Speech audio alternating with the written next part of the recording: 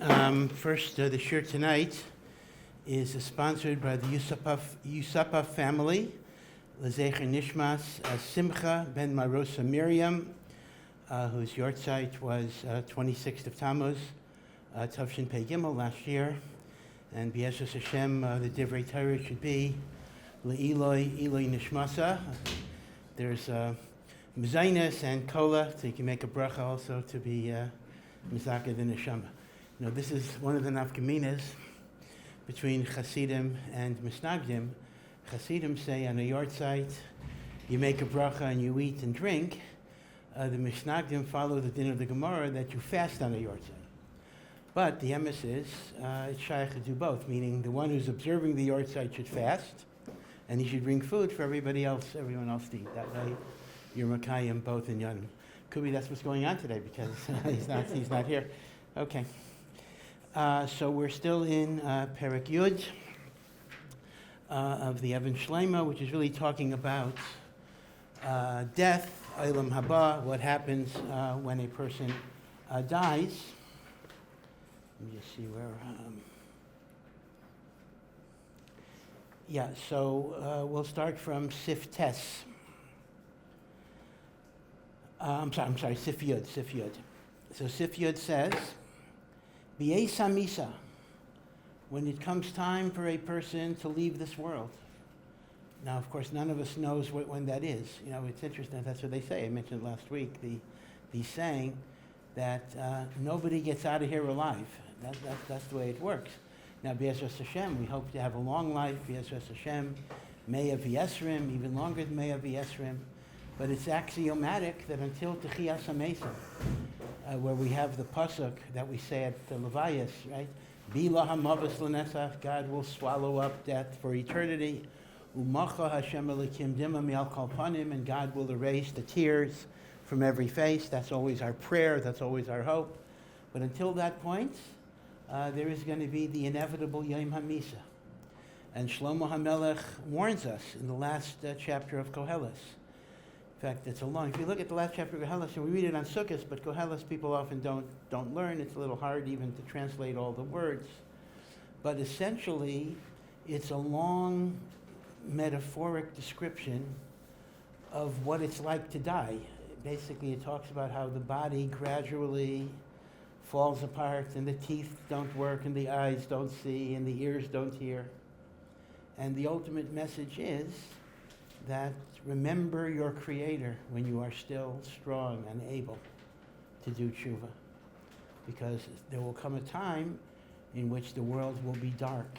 And then, even though we believe in Olam Haba, Baruch Hashem, we believe the neshama is not destroyed, but you can't do tshuva in Olam Haba. That's the problem. It's like you're viewing everything down here through a glass wall. And you're seeing people learning, and you're seeing people davening, and you're seeing people do mitzvahs. And even though you're getting reward for what you did here, but you realize you can't do any more mitzvahs, you can't do anything more. You know, I just mentioned as a little aside, in Europe, Rabbanim, in America, the main job a rabbi has is to give a sermon. That's what a rabbi does. Not the only thing, but it's a big deal. In Europe, a rav of a city did not give a drasha at all. A rav only spoke twice a year, Shabbos HaGadol, the Shabbos before Pesach, and Shabbos Shuvah, the Shabbos before Yom Kippur. Now, those drashas were very long. It's almost like you gave a year's drasha in one. It might be a 3-hour drasha, whatever it would be. But the Rav did not speak on Shabbos. There was no concept of speaking on Shabbos, speaking during the week. That wasn't the Rav's job. But there were people that were called Magidim, and they would go from town to town, and their job would be to give drashos for the popular, for the Hamonam, who were not necessarily learned, to give them his Eiris and the like. Now, some of the Magidim were actually very famous Talmidei Chachamim themselves. The one outstanding example was the Magid from Dubna, called the Dubner Magid. Now, the Dubner Magid was not just a preacher. He was a very close friend of the Vilna Gaon. So obviously, he must have been a very big Talmid Chacham. And in fact, the Vilna Gaon used to invite him. Vilna Gaon did not go to the drasha that the Dubner Magid gave you. In fact, the Dubner Magid probably would not have spoken if the Vilna Gaon would have gone. But the Vilna Gaon asked him for a private Musar shmuz. He asked the Dubner Maggid, I want you to come and give me Musar. Now that's a hard assignment, right? The Vilna Gaon says, tell me what I need to correct. So the Dubner Maggid was begging him not to. No, I really can't do it. The Vilna Gaon said, no. The Vilna Gaon said, I need Musar, I need Musar, I need Teichacha. So finally what the Dubner Maggid said to him is, okay, you're such a great Talmid Chacham, but you sit all day in your house and you learn all day, you don't have distractions, you're not involved in the world, you're not involved in what people are going through, so it's easy for you to be a tzaddik. But what type of tzaddik would you be able to be if you would have to make a parnasa, if you'd have to be involved with people? And they said the Vilna Gaon started crying. The Vilna Gaon is makabelit as a teichacha, so to speak. Now, the thing is, I'm not going to talk about the Dubner Maggid, but I want to bring in another Maggid, a later Maggid. So another famous Maggid, who was a bit later, was the Maggid of Kelm. Kelm was a city on the German-Polish border. Now, do not confuse the Maggid of Kelm with the Alter of Kelm. It's the same city. The Alter of Kelm, of Simcha Zissel Brady, was the Talmud Muvak of Rabbi Yisrael Salanter. He was like the main Talmud of Rabbi Yisrael Salanter. Now, the Alter of Kelm was also a Talmud of Rabbi Yisrael Salanter, but he was not as close to Rabbi Yisrael Salanter. The Alter of Kelm was mamish, like extremely, extremely close. But Rabbi Yisrael Salanter recognized that the Maggid of Kelm was gifted with a tremendous koach of speech and emotion and passion. So he encouraged the Maggid to become an itinerant Maggid who would go from place to place to give Divrei Yisraelis. So he became the Maggid of Kelm. The story goes that whenever he would come to a town, he would talk to the Rav or talk to the people and ask them, what do you feel are the problems in the Kehillah? Like, what is the Kehillah weak in? So then he would structure his shmuz based on the inyonim that the Kehillah had to be machazik, whether it was Tefillah B'tzibor, whether it was Tyrus HaMishpacha, whether it was Sinias, whether it was learning. Often there would be more than one problem, but he had to have an idea. Like, he's not going to come into a Kehillah that doesn't have a problem with Sinias and give a drasha on Sinias. I mean, there'd be no reason for that. So he needed to know the chesronos in order to make a drasha. So, whatever it would be, one time he began a drasha in a big shul. I don't remember what the city was, and the shul was adjacent to a cemetery. The Beis HaKvaris of the city was right next to the shul. This was pretty common in Europe. In fact, if you go to Krakow, you go to the Ramaz shul in Krakow, you see the Beis HaKvaris that has many, many gedolim, and the Beis HaKvaris is right in the courtyard of the shul. So the Alter of Kelm started telling a story. There was a story. Look at the Mesim. Look at all the Mesim in the Beis HaKvaris. They're your father, your mother, your grandfather, your great-grandfather, all the way back hundreds and hundreds of years. And HaKadosh Baruch Hu one day decided to give the Mesim in the Beis HaKvaris 1/2 an hour to come back, to be able to add some mitzvahs so they can go to Olam Haba. So for 30 minutes, all the Mesim in the Beis HaKvaris, your father, your mother, your bubby, your zaidi, they all came back. But they only had a 1/2 an hour. After a 1/2 an hour, they go back to the kever, and their ability to do mitzvahs is over forever and ever. So he was describing in a very dramatic way that I cannot duplicate, but it's recorded this way. He was describing how people came back, and in a frenzy, they were trying to chaperine every little mitzvah they can do. One person sat down to learn, and one person sat down to say Tehillim, and another person went to ask mechila from all the people that he hurt, including his wife, whatever it would be. And another person is running around to try to give tzedakah. And each second, they have one eye on the clock. 29 minutes left, 28 minutes left. What are you going to do? And they're chapping around, get one more mitzvah in. And he took like a 1/2 an hour to describe this. I'm not to say I don't have the same power of description. So finally, it's coming towards an end. And as it's approaching the end, the frenzied pace gets much more rapid. You're running it. And then finally, it's like 10, 9, 8, 7, 6, 5, 4, 3, 2, 1, 0. And with a big, big wail, a sob, a cry, they know that it's over. No more chances. This is it. They'll get Olam Haba for what they did, but this is it. It won't be bigger. And they return with such bechia. And as the Alter of Kelm is taking like a half an hour to describe this scene, everybody's sobbing, everybody's weeping. They're so caught up in the emotion of it. And the Alter of Kelm ended with two sentences. And he said, Rabbi Isai, what is so bad if Hashem gave us more than half an hour? You see, if you were given a half an hour, how you would use it? And Baruch Hashem, we're given more than half an hour. And then he said at the end, and who says we have half an hour?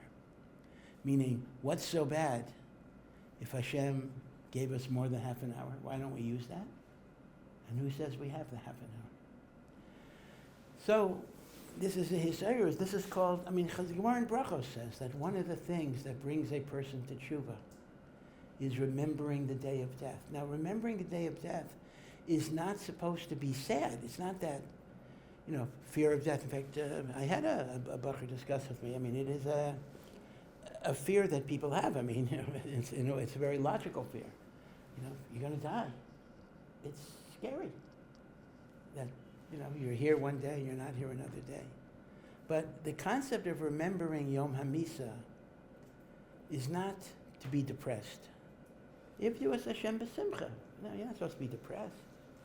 But the purpose of remembering Yom HaMisa is that you know how valuable each minute of life is, because it's not going to be forever. Imagine, like by Matan Torah, by a Gan Eden, you would live forever. You would never die. So you could say, I don't have to learn the daf today. I can do it in a million years. I'll get to it eventually. But when a person has a sense that life is not forever, the expression is carpe diem, which is Latin, seize the day, right? The second day they use it, but it's seize the day. Be machshav every minute. Or as Chazal say, do tshuva one day before you die. And the Talmidim asked Rav Yochanan, when is that? He says, Yitzhak don't know. That's the do tshuva, right? So you got to be one day before you die. Right, so Zechivas Yom HaMisa, which Koheles talks about a lot. Koheles talks about a lot, remembering the day of death. In fact, that's why it says in Koheles, a pasuk, Toiv lo leches lebeis ha'avel, mi leches el beis ha'mishteh. It is better to go to the house of a mourner, a shiva house, than to go to the house of a wedding or the house of a party. Why?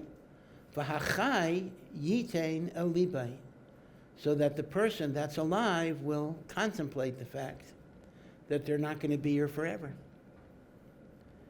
Again, I have to emphasize, it's not to depress you, not even to scare you, but just to make you realize what a gift life is and how we have to use every minute in the best way that we can. That's why we remember the Yom HaMisa. Now, the word Gedolim that took it to an extreme, I think they bring, I'm not sure if it's true, that Rebbe Akiva Eiger used to sleep in a coffin. I don't think every day, but once in a while he would sleep in a coffin to kind of feel the experience of death. By the way, in this connection, Tisha B'Av is coming up, obviously. Let me just mention that Rashi in Tainus brings a very, very interesting Yerushalmi about how the Dor HaMidbar died. Because the Dor HaMidbar died over 40 years, actually 39 years, and they all died on Tisha B'Av. So year one, so again, if you divide it by, this is an approximation, if you divide 600,000 by 40, although technically it's a little bit more than 600,000 divided by 39, but let's go with the round numbers. 600,000 divided by 40 is 15,000. So the way it worked was every year, 15,000 people died of that generation. And the way it worked was nobody died before the age of 60. So the gezerah of the Meraglim was everybody from 20 up dies. So the people who were just 20, they did not die till the last year. Somebody who was 59 died the first year. Now, if you were over 60 at the time of the Raglim, that's actually a machlokas, meaning there is a machlokas whether the gezerah was only 20 to 60 or anybody from 20 up. I mean, if you were 70 or whatever. Okay. Last 15 survived. Say again? Last time. So according to one Shita in Taisvis, the people of the last year, the last 15,000 did survive. That's one of the simchas of the 15th of Av. So Rashi brings from the Yerushalmi, it's not in the Bavli Beferish, that what happened was every Erev Tisha B'Av, the entire generation of men of the Dor HaMidbar would dig graves. They would sleep in the graves the night of Tisha B'Av. Although I doubt that they slept, but they would go into the graves the night of Tisha B'Av. And those who reached the age of 60 did not get up the next day. So everybody went into the graves, but the only people who died were the people who were 60, right? And that every year, the people who hit 60 that year, they did not get up. So it's an interesting idea that every year, the Dor HaMidbar had to experience a death experience on Tisha B'Av, even though they knew ahead of time they weren't going to die. I mean, they knew that the gezerah of death was only when you hit 60.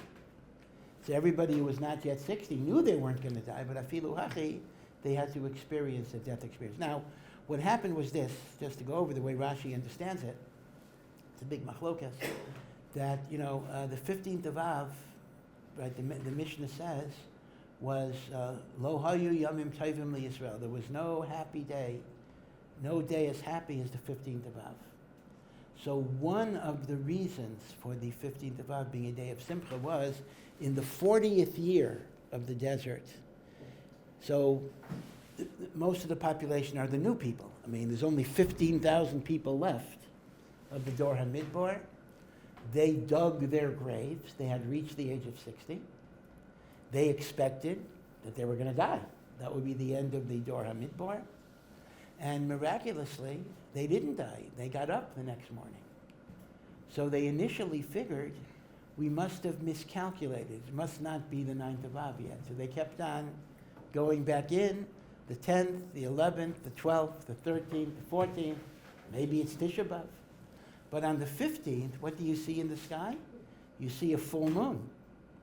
So they know, but when they see a full moon, it's the middle of the month, they knew that Tisha B'Av had passed, and Hashem was mevatel the gezerah for the last 15,000, and that is why the 15th. One of the reasons, there are many reasons, but one of the reasons of the 15th of Av is that Hashem annulled the gezerah for the Dor HaMidbar. Now, this pshat is very, very shver, because this pshat actually posits that the last 15,000 people didn't die. The Chumash says, the only men of the Dor HaMidbar who survived were Yehoshua and Kalev. Now you're telling me it's Yehoshua and Kalev and another 15,000 people. I mean, that's way beyond the margin of error. If it would be 3 or 4, you could say Tana V'Shaya, right? Although the Chumash normally doesn't leave things out. All right, they left out some other people, but this level, 15,000 people, that's a pretty large amount. So because of this, other Rishonim have different pshatim in the Gemara, but Taisus does bring, I'm just alluding to what you said, Taisus does bring that the 15,000 of the Dor HaMidbar didn't die, although some learn that they didn't die on Tisha B'Av, but they did die before going to Eretz Yisrael. Okay, I hear, but if that's the case, I wouldn't make such a big simcha about the 15th of Av. I mean, because they entered Eretz Yisrael just a few months later, so essentially they got a few extra months in the Midbar. I'm not sure if that would just, and they didn't enter Eretz Yisrael if you're learning that way, so I'm not sure if I would call that a tremendous simcha, but maybe so. Maybe if the Eibishter gives you even, maybe that's the point. Hashem gives you a few months of life. Yeah, especially based on what we were just talking about. That's a simcha too, a few months of life. It's more than 30 minutes. That's for more than 30 minutes. That's right. That's right. It's a few months. In fact, Reb Leib Chasman used to say, remember in the story of Yaina. So Yaina is trying to, however you understand it, he's trying to run away from Hashem. And he's on a boat. And there's a storm, and the boat is going to, get destroyed, and everyone's going to sink. And the sailors who are goyim, but apparently they're God-fearing sailors, and they're praying to Hashem. And they go to Yonah, who's in his compartment, and say, hey, you got to also daven here. And Yonah says that it's my fault. It's because of me that HaKadosh Baruch Hu is bringing this destruction. So Yonah says, what's his lashon? Sa'uni, lift me up and throw me overboard. Right? And remember the story, the fish came or the whale came, however you look at it. Now, halachically, how could Yonah say that? That's a very fascinating, you could actually go into the halachas here, because essentially Yonah is basically committing suicide to save the boat. Are you allowed to save the people on the boat? Are you allowed to commit suicide to save people on the boat? Okay, it's not such a pashut thing, but whatever it is. But Reb Chasman is going on a peripheral point. Mm-hmm. Note that when Yonah said, throw me overboard, he said, lift me up and throw me overboard. Why do you have to lift him up? Just push him over the side of the ship. Why do you have to lift him up? He says, because Yonah wanted another 2 seconds of life. When you lift him up, that means he's living a little longer than if you just pushed him over. And he says, for 2 seconds of life, it's Kedai. 2 seconds of life, a tiny little bit of life, it's Kedai. So uni v'hatiluni, Reb Leib Chasman said. So this is the idea of Yom HaMisa, remembering the Yom HaMisa. It's something scary. It's brought down that Rav Chaim Brisker had a fear of death. And the way he got over his fear of death was he would learn the sugyas of Tumas Meis in Maseches Ayolos, that when he connected the idea of death to the idea of Torah, that gave him nechama. And that's why, indeed, there's some very, very famous shtiklach of Rav Chaim on Ayolos, on Tumas Ayol. It was one of the Rav Chaim's favorite sugyas, you can see, but this is actually the reason, because it helped him get over a pachad of Misa. Okay. So anyway, back to the Gra here. So the Gra says, B'yeis HaMisa hu yayim hadin hachozak miyait. So there is what to be scared about. It is the great din, a great day of judgment, where God is judging you. Kamo shekasov, and that is the meaning of a verse in Sephania. Yom Hashem HaGodel. It is God's great day. Mar Tzareach Sham Gibor. Even the Gibor, even the hero, will cry bitterly, right? He was a person who was so important in this world. Will all of a sudden be so vulnerable to the dinim of Hashem. Mar Tzareach, right? Mar, he cries out bitterly. The Gibor, the great hero. V'haneshama, kodem moso, he baraglayim, utzricha v'alosh legarim v'veshas. Here the Gra gives some physical descriptions that we don't really understand. We don't understand them scientifically for sure, and we don't understand them spiritually. But as he says, the moment of death, the neshama is located in your feet. It's almost as if the neshama kind of runs away and goes into the lower part of the body, and the Malach HaMavis has to bring it up to the throat to take it out. So the neshama retreats, and the Malach HaMavis brings it up. Tzrich lalos legaron, bebeis abliya, it goes up to the throat, where you swallow. V'yaz muchrach lirais hashchina, bein tzaddik, bein rasha. And as the neshama is going, again, I'm just going to be able to kind of do this literally. I don't have a deep understanding of this. But as the neshama goes from the raglayim to the garain and the beis abliya, the neshama is given a vision of the awesomeness of the Shekhinah. Bein Tzaddik, Bein Rasha.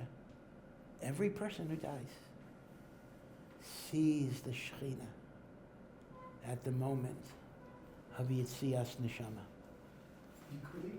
Huh? Everyone's equal in regards to what they see? Yes, but it has a different. The problem is it has a different effect. That's the problem. Meaning the tzaddik feels a bracha and a sweetness. The rasha feels a terror and a trepidation. But they're both equal in seeing the Iskalus HaShechina. But Barasha, he says, HaShechina mistalekes takef. The rasha is given a short glance, fills him with terror, and then the Shechina leaves. The tzaddik has the Shechina malava him, kind of escorting him to Olam Haba. Now, with respect to the rasha, after the rasha sees the Shechina, and the Shechina is mistalek right away, mitzar oso hamalach hamavas ma'ay, the malach hamavas kind of tortures you, the yaitse nishmasei, and the neshama comes out, kipiture befi veshet, like a rope in a hole. Remember, this is taken from the Gemara in Brachos. The Gemara in Brachos describes different ways of dying, and some ways of dying are, Baruch Hashem, very, very painless. It's either called Misas Nashika, like Moshe and Aaron. It is the death of a kiss, that there's a kiss and the neshama comes out as through a gentle kiss. Or the Gemara uses a different mashal. Why it changes from the metaphor of the Torah, I don't know. But the mashal of the Gemara is Beinisa B'chalba. It's like pulling a hair out of milk. Right? The hair is like floating on the milk. Take the hair out of the milk, nothing gets hurt, and the like. But then, when it describes the worst type of misa, it describes it like pulling a rope out of a tight hole in a ship. When you have ships and you have to have ropes that go through to tie the ship down or whatever it is, those are ropes that are not loose, meaning to say the hole has to be kind of very small so that the rope doesn't get dislodged. But when you have to pull out the rope, it's very, very difficult. So the most difficult, painful misa is described as pulling rope out of the hole in the side of a boat. So that's going to be a painful death. Avol b'tzadik, ein shechina mistalekes mimenu.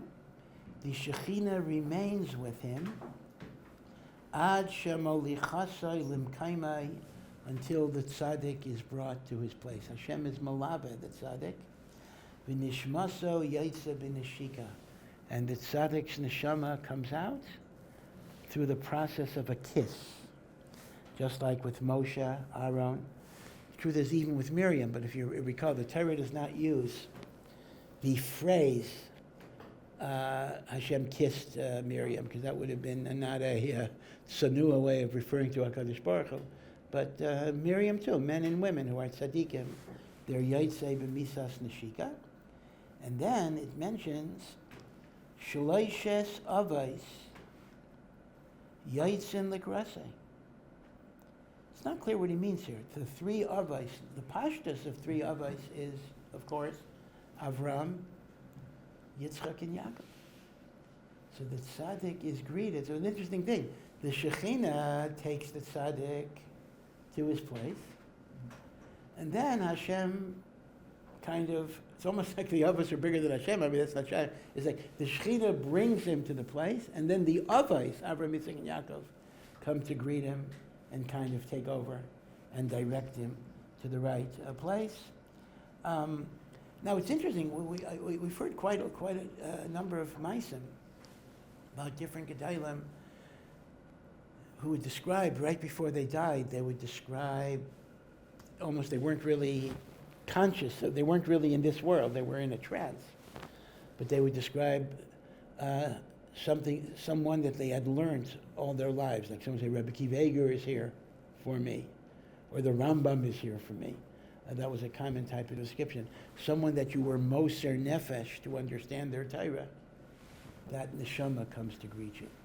The Gra does not mention that here. The Gra mentions the avos. But we have, like I say, other maisim with these other things. Now, let me just see one thing here.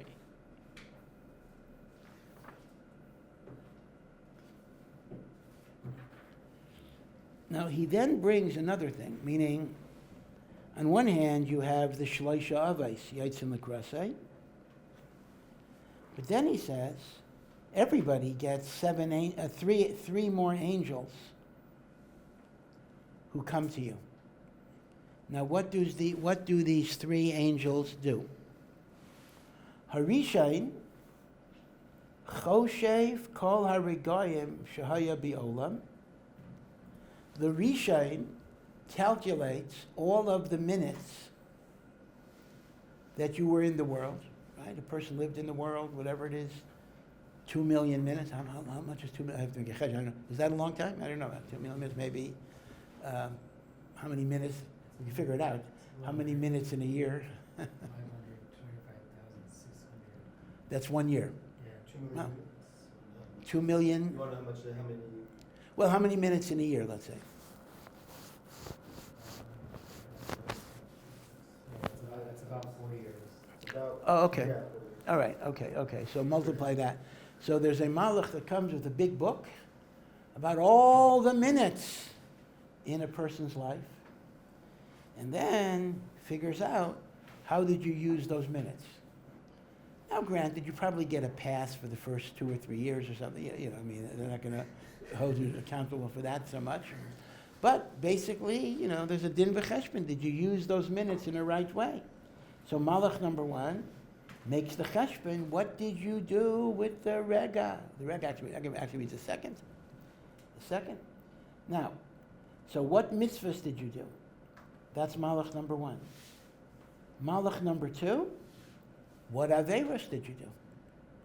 Right, so that's the cheshbon of mitzvahs and averos. See, it's interesting. The Gra says in Pirkei Avos, it says in Pirkei Avos that histakel b'shleisha devarim. Look at 3 things, and you will not come lidei avera. Me'ayin basa. Where do you come from? We come from a tipa, a rancid drop of zera, drop of sperm. We should recognize our lowly origins. Mitipa serucha. Uliana taholech. And where are you going? Lamakai mafar, rima v'seleya, a place of worms and dirt. That's the second thing. Your beginning and your end. The third thing is, lifnei mi atanosein din b'cheshbon. In front of whom are you going to have to give a din b'cheshbon? So the Gra is Aymed on. Now we use the expressions interchangeably, but what is the difference between din and cheshbon? I mean, we translate it as a spiritual accounting, din b'cheshbon. Even in modern Hebrew, investigations are called din b'cheshbon. But the Gra says din is referring to what you did, meaning you either did good things or you did bad things. So a din is Hashem is looking at the good or the bad that you did. Cheshbon is the good that you could have done in the moments that you were doing the bad. So this is a bit scary, because what it's saying is the following. Let's assume that I was Machal Shabbos, right? So the din is Hashem will hold me to account for my actions of Chilul Shabbos. But Cheshbon makes it a little worse. It says, for the 6 hours that you were Machal Shabbos, you could have been learning, you could have been davening, you could have been honoring Shabbos. So I'm not only accountable for the din of what I did, but for the mitzvahs I could have done had I not been doing the averos. That's what the Gra says is the difference between din v'cheshbon. So be it as it may, the first malach calculates the averos, the first malach calculates the mitzvahs, the second malach calculates the averos. Although here he doesn't bring the concept of cheshbon, that's from Pirkei Avos. Now what does the third malach do? So this is fascinating. The third malach is an old friend. somebody we are very familiar with. Before we were born, there was a Malach who was teaching us the whole Torah in the womb of our mother. And then, when it was time to be born, and we also took a shvuah, but we swore before we were born, our neshama swore to be a tzaddik and not to be a rasha. Right? Those of you that learn Tanya are familiar with this. This is the Tanya, right? Tanya. The Sefer Tanya is actually called the Book of Beinonim, but it's called Tanya because it begins with a brisa, Tanya, and the Tanya is mashpian, I say, that before the neshama is born, he takes an oath to be a tzaddik and not to be a rasha. But that brisa is part of a longer brisa that talks about the Malach teaching you Torah before you're born. That part is not brought in the Sefer Tanya, but that's the line right above that. So this Malach taught us Torah. And then he disappears, and I don't really have a relationship with that Malach the rest of my life. But after Misa, the Malach who taught me comes back to kind of test me. Again, he's a shaliach of Hashem, to test me if I have learnt the Torah that he taught me. I get my bechina. Now, here's one thing to understand. Many Sfarim say, although the Gra does not say it to Farish here, that it's not like most of us think. Most of us understand the Gemara that every single, at least Jewish baby, does it also include women? Yeah, that's a good question also. Like learns the Kol HaTorah Kula. So many Meforshim say that's not the pshat. Rather, every person learns the chelek of Torah that is miyuchad to their neshama. We're supposed to learn everything, but we also have a unique chelek that is the food of our neshama. That's what we say in Shemona Esrei. V'sein chelkeinu b'seiresecha. So according to this pshat, what the Malach is doing is, the Malach is imparting to us the unique chelek of Torah that belongs to us, because that's ours. And Achar Misa, the Malach comes to see if we learned it, if we followed it, if we integrated it. Kind of a final exam. Now there may be another final exam about did we learn the Torah b'derech klal, but this is a miyuchadika thing that is focusing on the chelek of the Torah, v'sein chelkeinu b'seiresach. This idea that you learn the Torah, whether it's the whole Torah or a chelek of Torah, however you understand it, before you're born, and then the Malach hits you, right, at the lip, and you forget it. So some say that that's the makor of Shalom Zachar. At least Ashkenazim. Sephardim don't always have the minhag, although in mixed communities, everybody does everything. Upsharons, whatever, all minhagim are brought together. But Shalom Zachar was mainly an Ashkenazi minhag. And what you serve at a Shalom Zachar, one of the famous foods is chickpeas, arbis in Yiddish, chickpeas. And they say because chickpeas is round like an egg that you also give a mourner, and therefore it's the food of nichum avelim. You're comforting the mourners because the roundness suggests that there are bad times, but they turn around. So why are you comforting the mourners? Who's bi'avelis? Like a boy was born. It's a simcha. He says, no, the boy is in great tsar because he had the Torah before he was born, and now he has forgotten it, but he knows he's forgotten it. He knows he's forgotten it. So he cries, and he's b'tsar. And therefore, we want to be menachem him by saying, you can still learn this Torah. Yeah, you lost it, but it can come back to you. I think this reason, l'chaira, would have ramifications halacha l'maisa. Because let's say you have a situation where the baby is with the mother in the hospital, and the father is going back and forth, let's say. So where do you make the Shalom Zachar? Do you make the Shalom Zachar in the hospital? How are you going to do that? Who's going to come? Okay. Or do you make the Shalom Zachar in your apartment or a friend's apartment? So the minhag ha'olam is, if you're making a Shalom Zachar, you make the Shalom Zachar where you live. And mother and baby, are not at the Shalom Zachar. But the emes is, if the ikar minhag of a Shalom Zachar is to be menachem the avel, then fakert, the ikar place to make the Shalom Zachar is bedafka, where the baby is, not where the father is. In fact, one could argue that even if the father's not even there, the father should, the mother should make, or whoever should make a Shalom Zachar for the baby. You don't know anybody in the hospital? Well, the baby doesn't know anybody anyway. I mean, the purpose is you're menachem the baby. It's not to have a social event where my friends come, tonight. Again, these are not chiyuvim, so I'm not going to make a big speech. You're not allowed to make a shalom. Stand in front of the apartment saying, no shalom zachar here. Okay, people make it. But lamaisa, it would appear that the svara of the shalom zachar should be totally where the baby is. Now, there's another makor for Shalom Zachar. So one makor is Nichum Avelim. There is another makor for Shalom Zachar.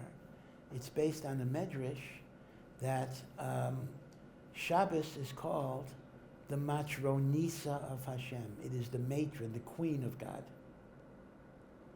Even though a lot of midrashim talk about the Jewish people marrying Shabbos, but there are other chazals that say Hashem, so to speak, marries the Shabbos. The bris milah is when we enter into a relationship with the Shekhinah. So says the Zohar, before you enter, Hashem is speaking, before you enter into a relationship with me, you gotta get along with my wife, my matronisa. So therefore, we make a special celebration with the Zohar for the first Shabbos. In fact, that's why Bris Milah is the 8th day, because there has to be a Shabbos, right? That before you're Makasher to the Shekhinah, you have to be Makabel, the Matronisa of the Shekhinah, which is Shabbos, right? That's the second Makor for Shalom Zachar. Now there too, it would seem to have another practical nafkamina, because the big shaila is like this. Is Shalom Zachar the first Shabbos after birth? Or is it the Shabbos before the bris? Now, normally, if a child is going to be circumcised on the 8th day, that's the same Shabbos. The first Shabbos after birth is the Shabbos before the bris.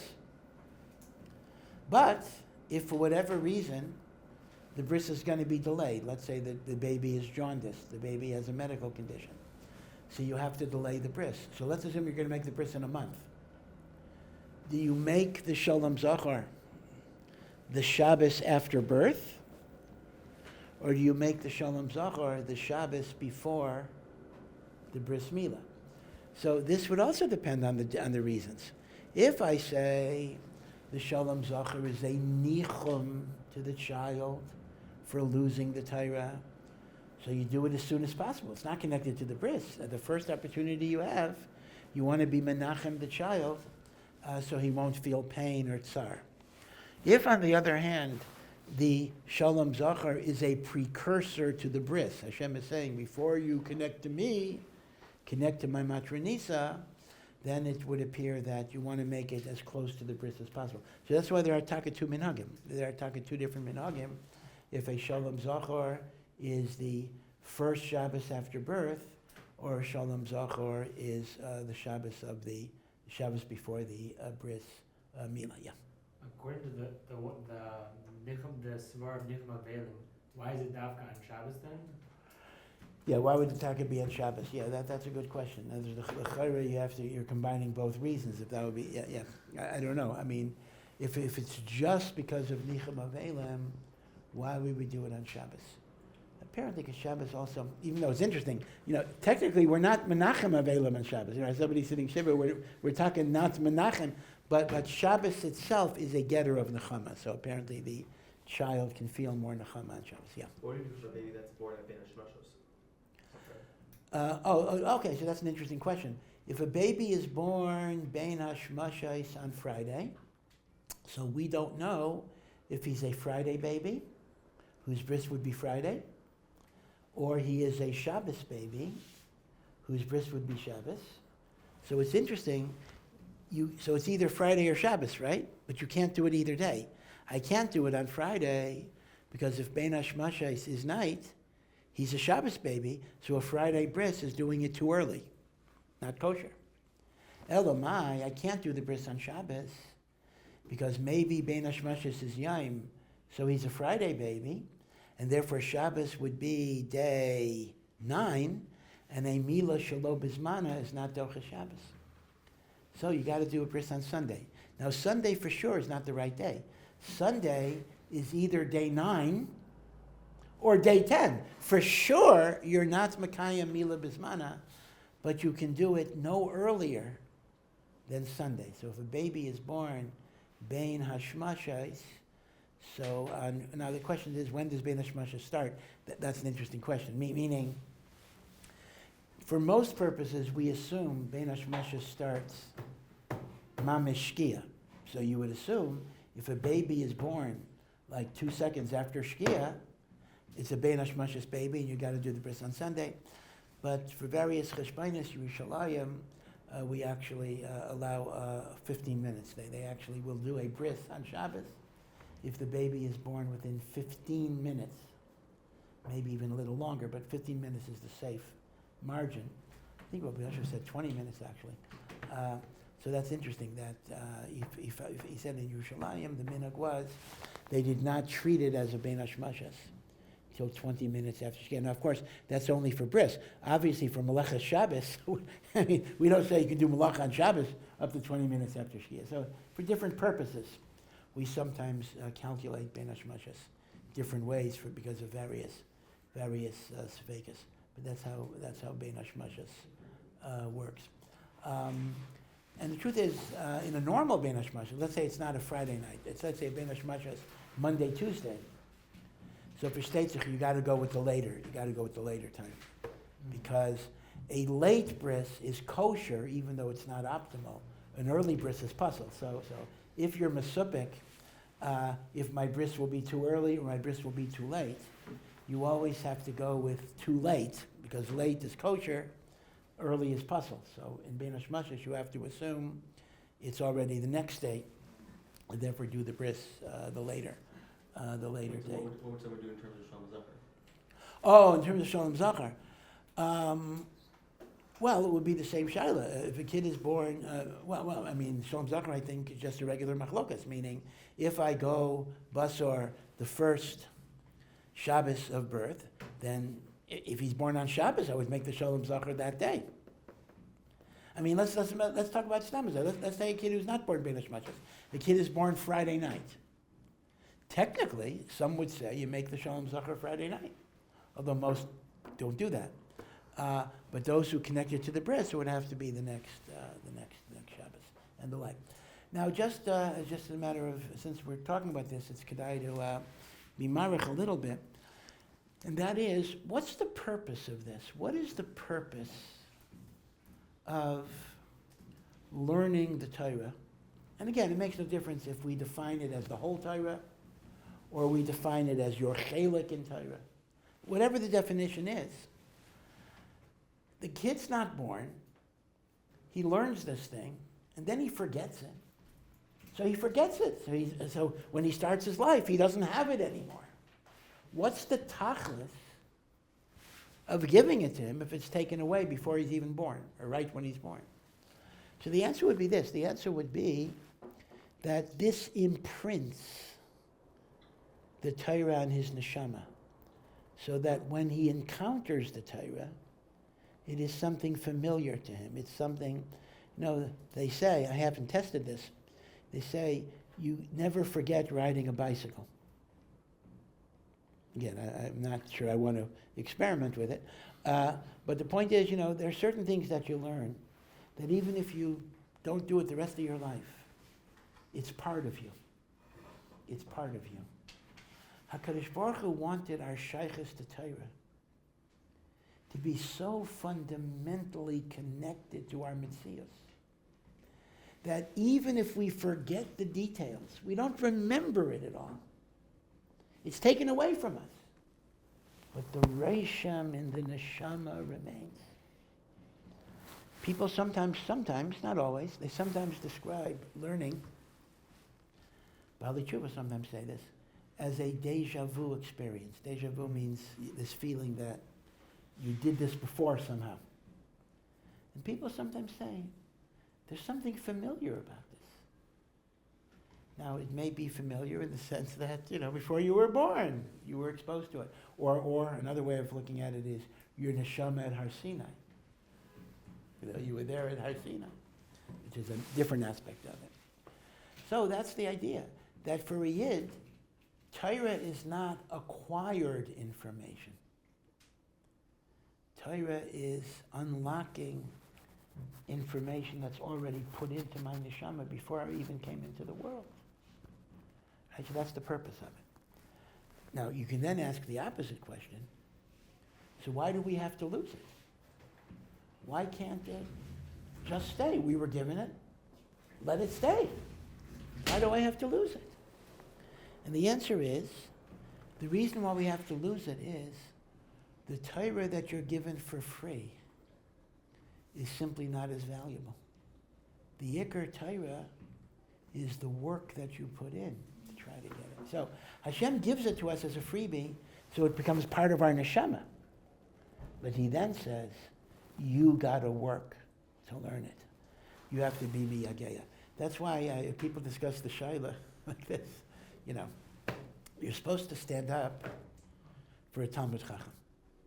Okay, people are mochal, whatever, but that's the din. So the question is, if a pregnant woman walks in, so she has a baby. Now, whether this applies to girls, I don't even know. It's a shaila, but maybe there's a boy, 50-50 boy, and the boy is a Talmud Chacham. He knows the Torah. So, shouldn't I have to stand up whenever a pregnant woman walks into the room because of Talmud Chacham? At least Suffolk Talmud Chacham. Zachar Nekeva. So what's the answer? So I can give you two answers, actually. One answer would be that the woman's body qualifies as a mechitza that makes it another room. Right? If a Talmud Chacham is in some other room and there's a wall, I don't have to stand up, he's in the other room. So the woman's body is a mechitza, right? So one answer is, I don't have to stand up in the Talmud Chacham because the woman's body is chaytzetz.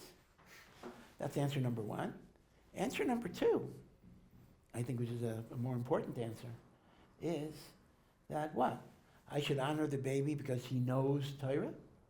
He didn't work for it. He wasn't miyageya. It was given to him as a matana. I don't honor it. I mean, will I honor a computer because it has Otzer HaChachma on it? I stand up for a computer? Just that, right? So Memela, the kavod that we give to a Talmud Chacham is not only because of what he knows, but because of the Yegiyah b'Torah that he went through, and therefore one who happens to know Torah. People talk about all sorts of things with AI now. I mean, it's scary. It's really, really scary. I mean, the shilas that potentially could arise, and even the hashkafa issues. They talk about implanting a chip, right? They could put a chip in your brain that has, they could upload the whole Otzer HaChachma. You can have in your brain a chip that has 100,000 svarim. Instant Talmud Chacham. I mean, the implications are scary. I really, even AI generally, AI chat thing, say, what's the halacha so? Now again, it's not going to write a tshuva like the Noda B'Yehuda, in Chinami, but, surprisingly, it'll write something that'll be coherent and that's going to make sense. In fact, the first thing, somebody showed me an AI chat thing about comparing the different schools of Musar. What's the difference between the Alter of Slobodka and the Alter of Navardik? And I read this thing. I said to myself, "Hey, Vey, I'm out of a job. I mean, gee, what's going on here?" Or Sameach could save tons of money with this. Okay, So it is very, very scary. But the point is that ultimately the Eibishter is not going to give you schar because you have a computer chip in your head in which you can download, all sorts of information. The Eibishter gives you schar because of Yegiya B'Torah. And that's why I don't stand up for the Talmud Chacham in the womb. In fact, I'll tell you this. If there would be a halacha, just to add to the question, that you have to honor the Talmud Chacham in the womb, then I'd have to stand up for a baby, because a baby would then qualify as a Talmud Chacham who forgot his learning. The Gemara in Nedarim says that if a Talmud Chacham forgets his learning due to dementia or whatever it is, you still have to honor him. And it gives a beautiful, beautiful proof. Because in the Aron HaKodesh, not only were the second luchos, which were intact, kept in the Aron HaKodesh, but even the broken luchos were kept in the Aron HaKodesh, which means you have to honor a Talmud Chacham sheshachach Talmudei. So I'm just adding to the question. So if I got to honor the unborn baby because he knows Torah, then I would have to honor the born baby because he would blind like a Talmud Chacham who forgot his learning. But the answer is, as I said, ben kach u ben kach, you don't have to honor them, because this was not Torah that came through Yegiya. And I think I mentioned more than once, the Vilna Gaon would often have angels coming to him to reveal to him secrets of the Torah, and he refused to listen to them. He said, I only want the Torah that comes through my work, through my exertion, through my amelus b'Torah. Now this can be taken in interesting ways. For example, again, I don't want to digress too much, but we're almost finished. The use of Art Scroll, use of Jastrow, use of all these different things. So some people say it's not good to use Art Scroll. So they give a few reasons. One reason they'll say is it's a crutch, we want you to learn skills. Okay. Another reason they'll taina is it's a chisarein in amelus b'Torah. Amelus b'Torah means you have to work, you have to toil. So when you use things that make it easier to learn,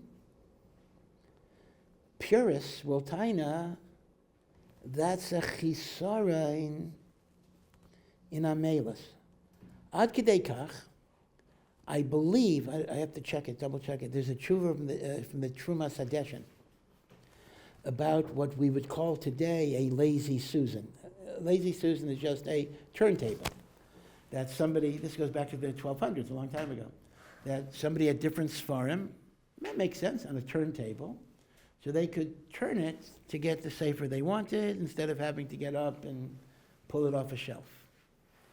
So I believe that Trumas Hadeshen may have said, that's not a good idea, you're making learning easier, and that's a chisarein in amelus b'Torah. So what do we say to that? So I would say the following. I would say that it's true that amelus b'Torah is what counts, but amelus can start at many, many different levels, meaning the following. If without an art scroll, I have to spend all of my time trying to figure out words, then I never get to a deeper meaning. So if I use the art scroll just to get rid of my amelus, and I'm content with the pshat that I get there, then eino chinami. That would be a chisaron. It's better to get that pshat through amelus. But how about looking at it in a different way? Instead of short-circuiting the amelus, I use guides to help me get basic pshat, and then I put my amelus to understand things at deeper levels. I mean, that would be a time on the turntable as well. So good, I'll have less amelus in schlepping books, so I can use my mind more amelus, right? So I think that's the taina. The taina would be that conveniences and making things easy are very, very good if they will then enable amelus b'Torah at a higher level. If, on the other hand, you're going to stop at the basic pshat level, then it's better not to use an art scroll. It's better to, in other words, if your interest at this point in your life, for whatever reason, is I just want simple pshat, then yeah, we would taina, better to get it through our mailers. Now, I'm not addressing the skills issue. You got to build skills. That's a separate matter. But I knew a person who was doing Hascholas Gemara.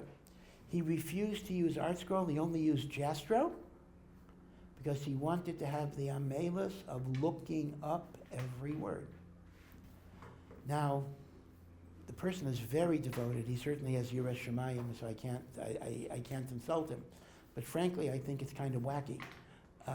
You take a Jastro. I mean, he had such a weak Gemara background that he had to look up every word. So why should I look up 25 words in a sentence 25 times if I could read the sentence in Art Scroll? See what I'm saying? In other words, amelis can be pitched at infinite levels, and that's where you have to understand the role of these things. Okay, so we'll stop here and. I heard the building going to ask the question, why did Yaakov Avinu try to go to base measures? He was striking Torah in the womb. Yeah. So the answer was that Torah was better than base measures because of the Malus. He was drawn out from the Malus. Very good. I heard Shem would go maybe. I hear. Havigayla L'Makam Torah is connected to that also, yeah. So Okay. Rav, when you were talking about, I think, the cheshbon, what was the din, man? Yeah, so din is the accounting of your mitzvos and averos. There's three malachs. You said the first one's for mitzvah. Yeah. So the first one is from averos. The second one is for mitzvos, and the third one is the malach who taught you Torah, who gives you a bechina on whether you learned the Torah that he taught you. Okay, fine. But I was mentioning another thought of cheshbon. That's not in here. That din v'cheshbon. Din is what you did, whether mitzvahs and averos. Cheshbon are the mitzvahs you could have done when you were doing the averos. So din is either the mitzvah or the verb. Yeah. What you could have What you could have done, yeah. That's what the grass doesn't pick you up.